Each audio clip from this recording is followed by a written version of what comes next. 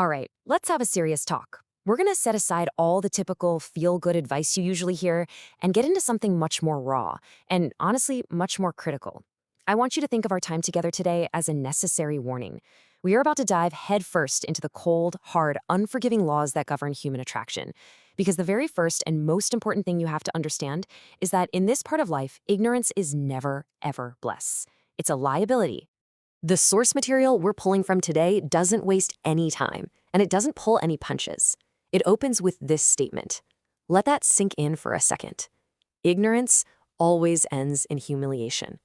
This isn't about playing games or learning sheet pickup lines. This is about a fundamental, high-stakes part of human interaction, where walking in unprepared doesn't just mean you might not succeed. It means you are almost guaranteed to walk out hurt, confused, and feeling less than you are.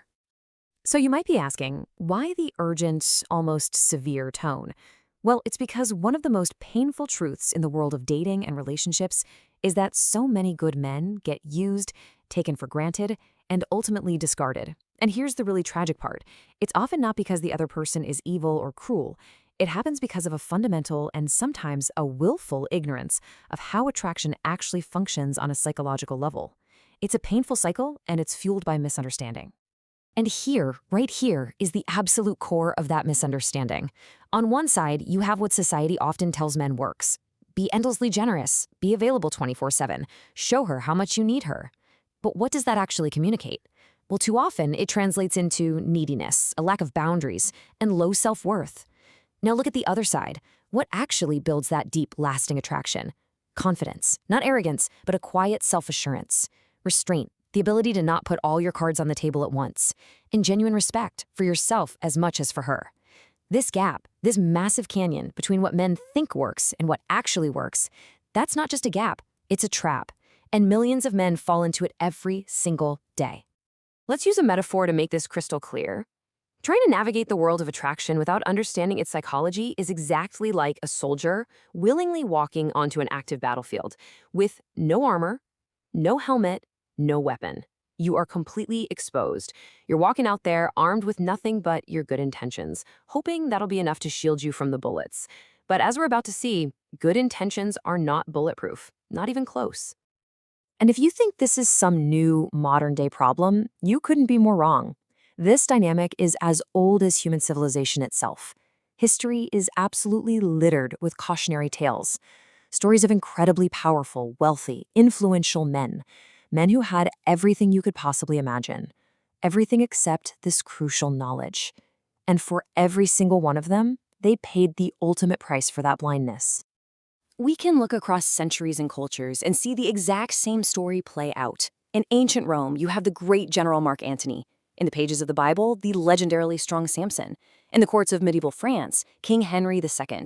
These were not average men. They were titans of their time. They commanded armies, ruled nations, and possessed legendary power. But they all shared one single fatal vulnerability. They gave everything they had because they understood absolutely nothing about the psychological game they were playing. Just look at the pattern here. It's undeniable. Mark Antony was consumed by his passion for Cleopatra. He mistook that intensity for an unbreakable bond, for a form of control. He gave up his command, his reputation, his empire, and was ultimately abandoned and driven to take his own life. Then there's Samson. He believed that Delilah's physical desire for him was the same thing as loyalty. He couldn't see the difference. Blinded by this, he revealed the secret to his superhuman strength and was immediately betrayed, captured, and humiliated by his enemies. And King Henry II, he thought that by showering his mistress with endless gifts, titles, and power, he was proving his love. He confused constant giving with earning affection. In reality, he just made himself a tool for her ambition, and when he was no longer useful, he was cast aside. In every single case, their ignorance of psychology wasn't just a weakness. It became the very weapon that was used against them. So the lesson screaming at us from the pages of history is stark, and it is simple. Attraction is not a passive, magical feeling that just happens. It is a dynamic force with rules and patterns. And the warning is this: if you do not take the time to study it, you can be sure that you will be studied and ultimately outplayed by it.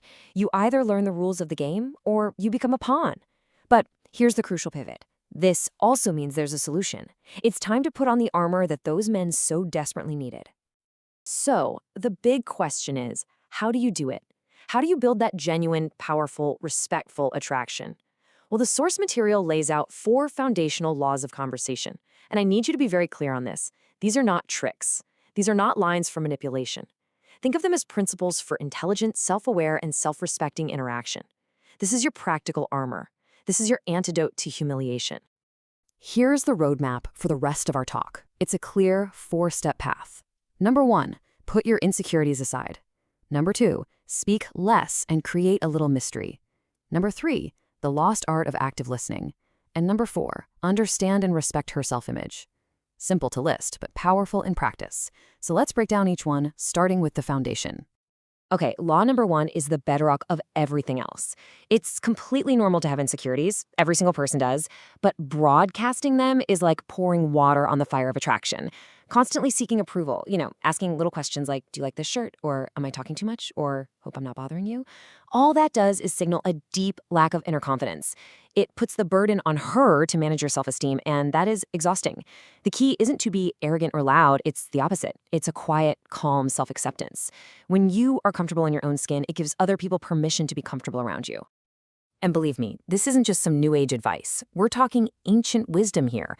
The Roman emperor and Stoic philosopher Marcus Aurelius wrote this almost 2,000 years ago.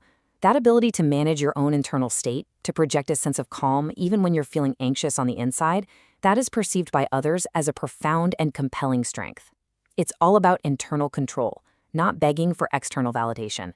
It's a quiet power that speaks volumes. All right, on to our second law.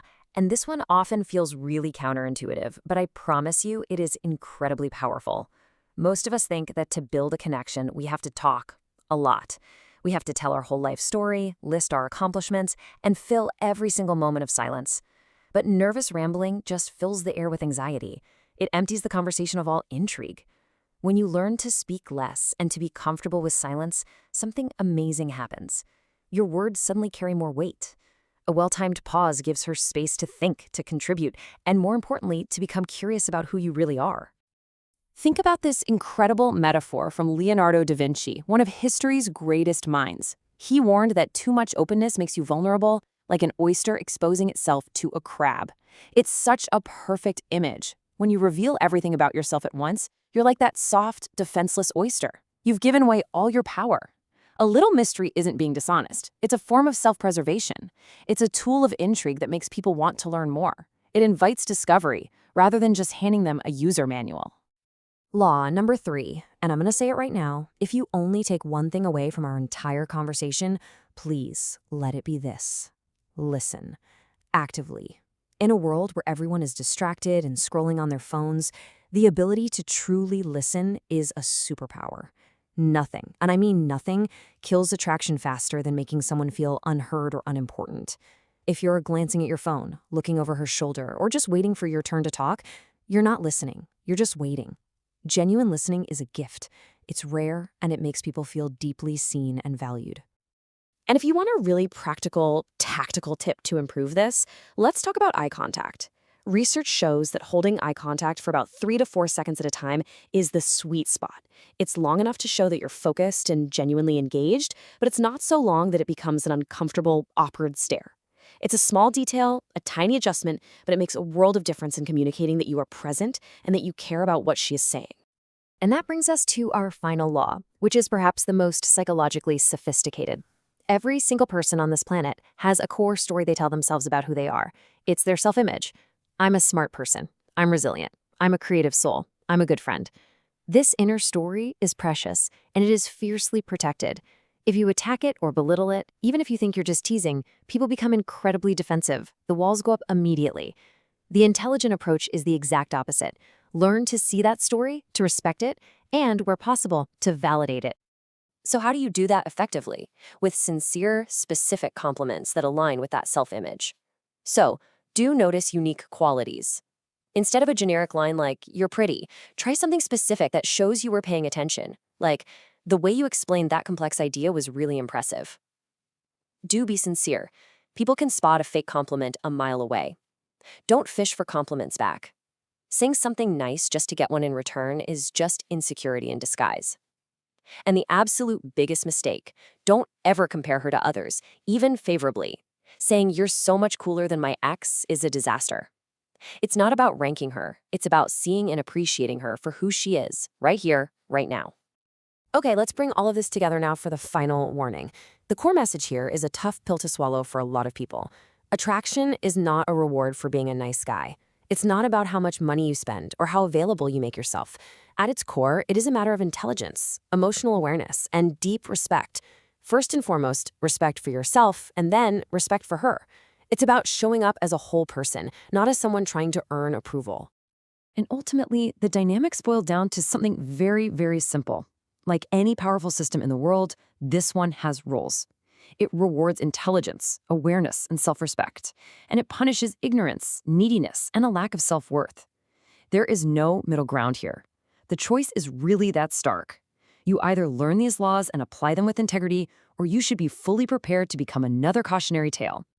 So I'm going to leave you with his final provocative thought. We've looked at history. It is filled to the brim with powerful men who gave everything, their fortunes, their power, their very lives, all because they understood nothing. They confused passion with power. They confused giving with value, and they were left with absolutely nothing. All of the knowledge we've discussed is now in front of you. It's the armor they never had. So the only question left to ask is the one right there on your screen. Will you join their ranks? The choice is yours.